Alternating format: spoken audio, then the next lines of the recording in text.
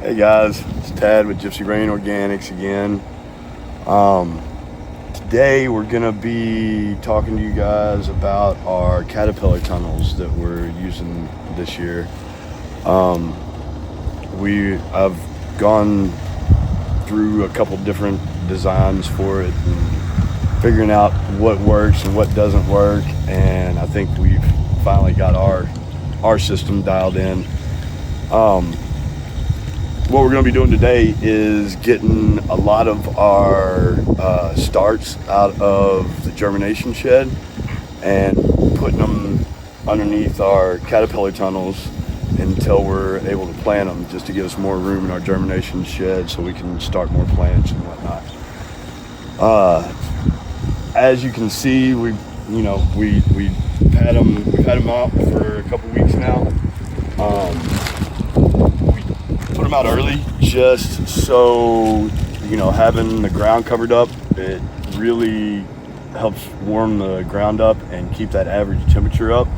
So right now, just having that plastic and the frost covers underneath on that, the inside there has been staying average about 6 to 7 degrees warmer than what the outside temperature has been. So it works really good. It seems this is the first year that we're trying something like this, and especially this early. But yeah, so what we're gonna do now is we're gonna reinforce our tunnels. We put our supports, which you see here, we put these supports up every 10 foot. I thought that would be enough with the way we do the strings and everything. Unfortunately, it wasn't. So, because we got a storm a few days ago and got about 3 inches of rain in 24 hours, and our tunnels didn't like it so much. They started bellying and sagging and pulling stakes out of the ground and stuff like that. So we're just going back and seeing where it all failed and reinforcing everything. And while we're doing it, we'll stop every once in a while and talk to you guys about what's going on and what we're doing.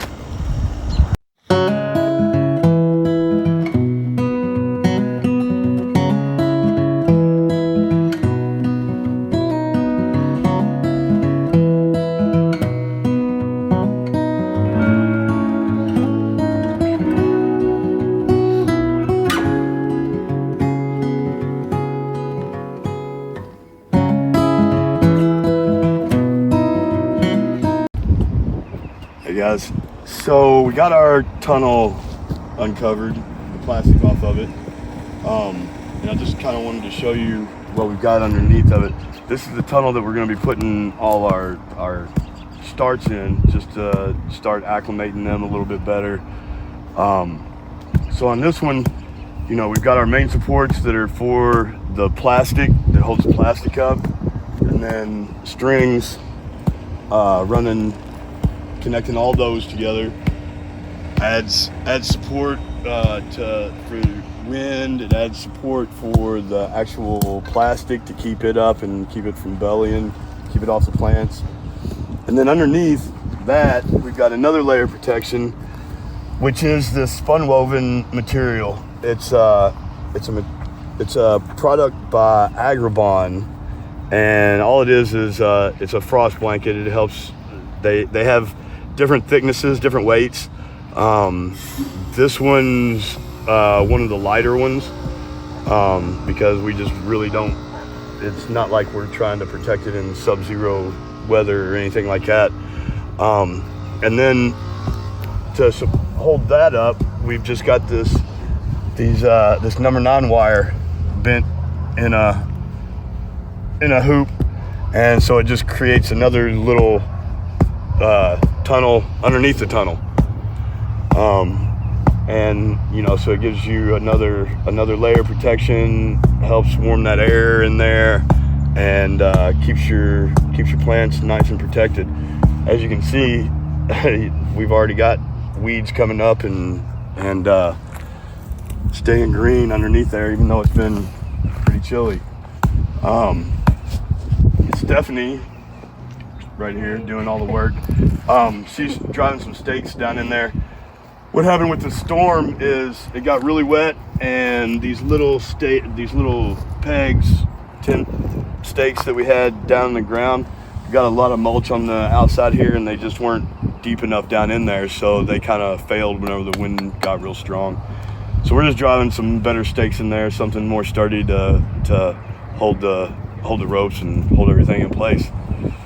So, and the other thing that we realized was that every 10 feet just wasn't going to get it done for us. So we're going back and putting another one every 5 feet, and hopefully that'll help us a lot to keep that plastic from bellying and, setting down on the plants and damaging them. So yeah, we're gonna get to work, and then after we're done, we'll start putting plants in here, and we'll kind of show you our other system for the tunnels that we're using to whenever we plant.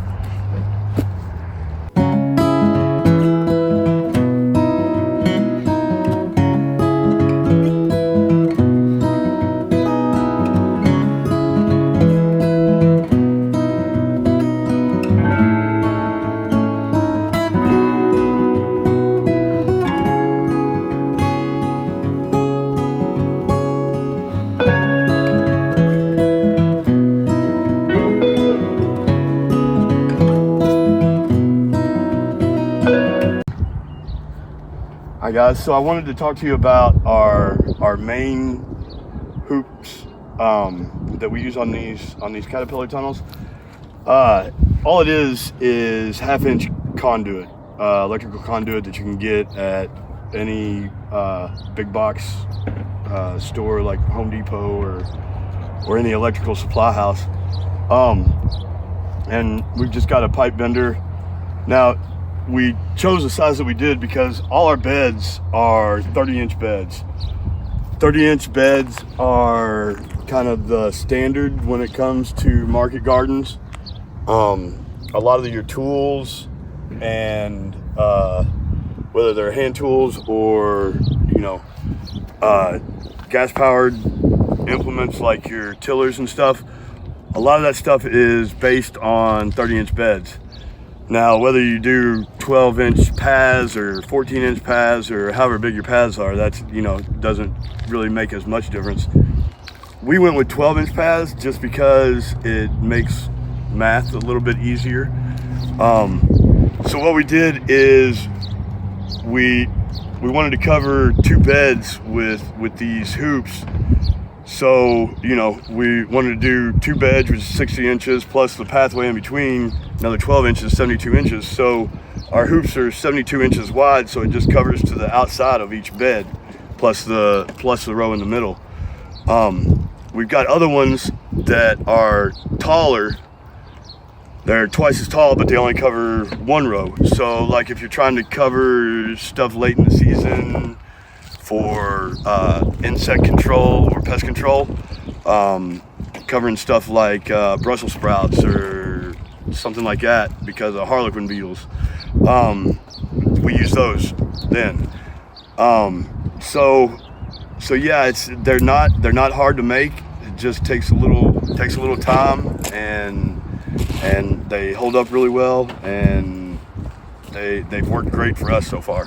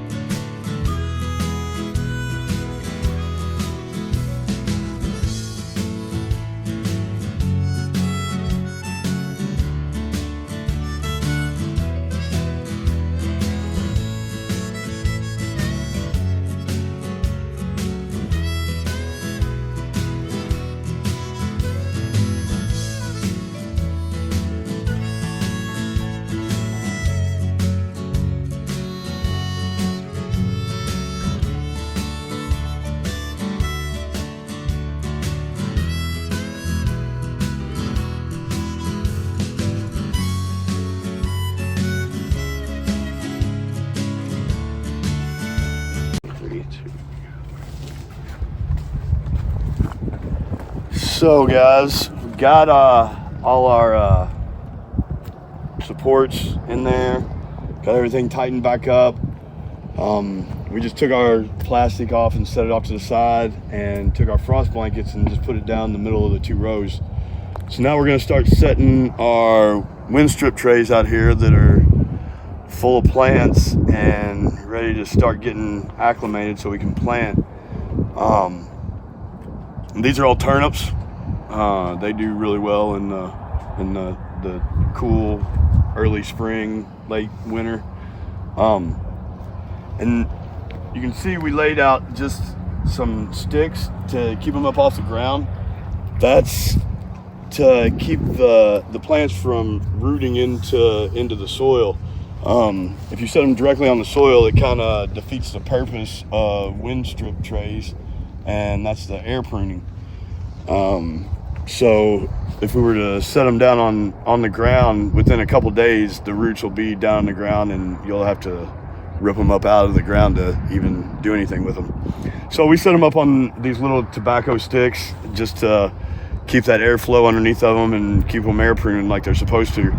So what we're going to do now is set a bunch of turnips and some onions and probably some beets out here to get acclimated.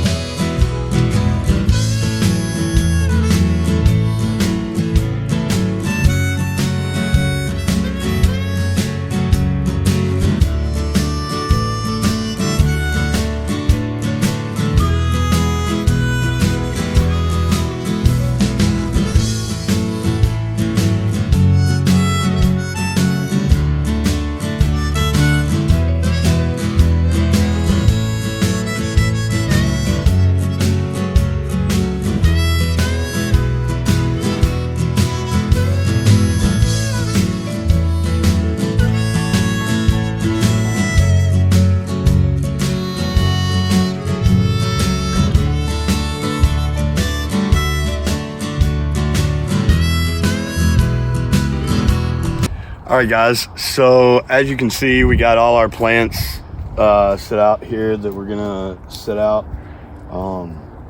It's gonna create a lot more space in our germination shed so that we can start some more seeds. We were quickly running out of room.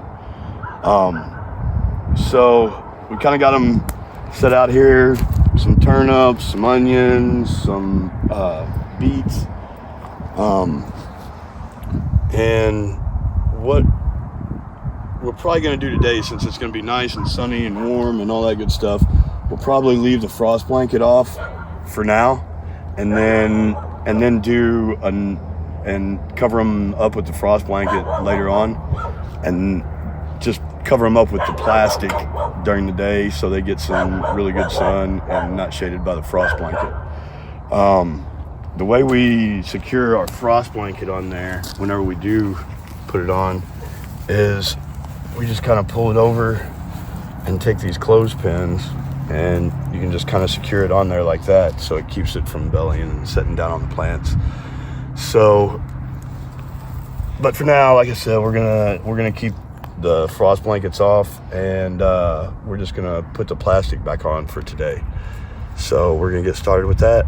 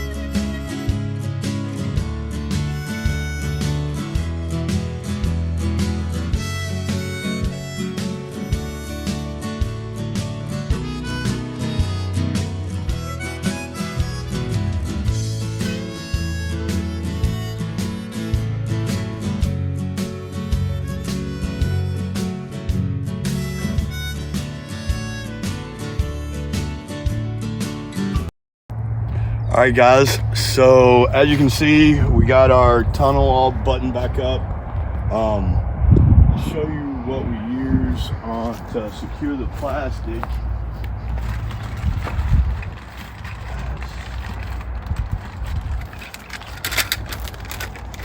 So all it is these plastic clips, and they're made to go over the 1/2-inch EMT.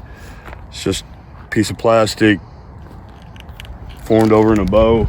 It just clips over the EMT, over the metal EMT like that. We on the sides, all we do is the XX plastic. We put some blocks of wood, scrap wood, whatever, if we've got some old 2x4s or whatever laying around. Spread the excess out and then lay the 2x4 down and roll it up in plastic to help keep everything nice and buttoned up. We just closed everything up, and I put a thermometer in there that's a digital thermometer that I can read on my phone. And right now it's about 38 degrees outside, and it's almost 65 degrees inside the tunnel. So just that quickly it warms up, inside there, and keeps everything nice and warm. And then tonight we'll lift up the side and we'll put the frost blankets back over it and keep them even nice and warm throughout the night. So yeah, that's kind of our Caterpillar tunnel. That's the one for just putting our starts out in it to give us more room in the germination shed. We're gonna show you what we use a slightly different system whenever we're planting stuff to help keep everything nice and warm and protect it from the elements. And we'll show you that here in just a minute. All right, guys, I wanted to show you all the difference between what we do for our plants that are going to be planted in the ground and where we set our starts. The difference in the Caterpillar tunnels.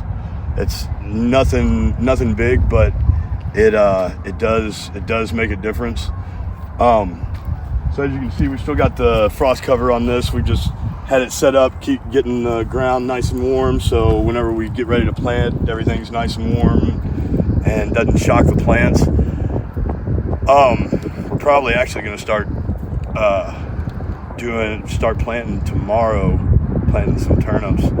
But if you look, we've got this secured on there with the clothespins like the other one, but it's a different support system. These are thicker wire. They come pre-bent with these loops in them. It makes it a lot easier to put the string on, so you don't have to wrap it around everything. You just run it through the hoop. It's nice and you can keep it nice and tight. Whenever they ship them to you with the rings down. I take them and bend them up like that. It just gives the string a little more clearance from where your plants are going to be. And that's really the main difference, is just getting that extra height off your frost blanket to help to keep the plants from touching that frost blanket and getting any kind of frost damage. It's a much easier setup but a little more expensive than the little number 9 wire that we use over there for setting them out and getting them acclimated. But yeah, I just wanted to kind of show you guys what we did with this tunnel. A little bit different system. Either way is fine. You can use either method for either, and it's going to work just fine. This is just how we do it. So yeah, we're gonna get to work on reinforcing this tunnel a little bit. As you can see, our stakes pulled out of the ground on this side, and we get a lot of wind here. We're working on our windbreak. The trees are starting to grow in and create some windbreak, but we get a lot of wind around here whenever the storms come through, and plus a lot of rain, so that doesn't help anything with the weight. So we're gonna reinforce it some, and hopefully won't have that issue anymore.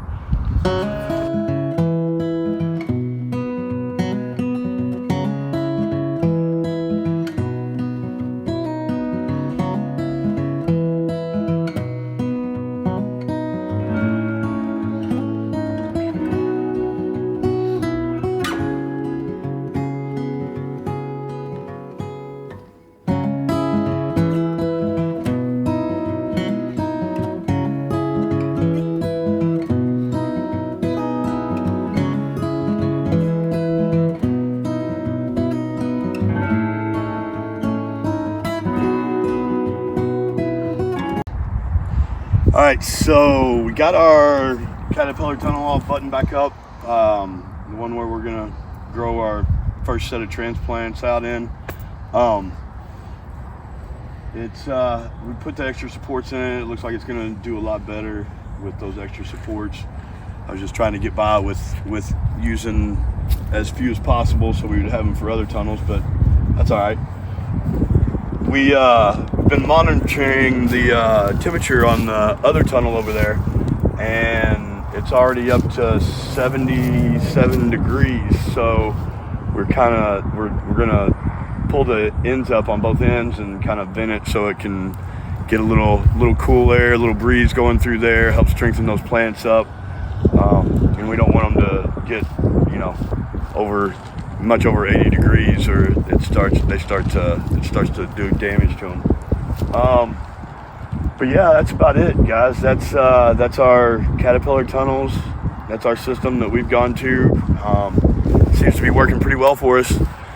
So yeah, if you've got any questions, let us know. And until next time.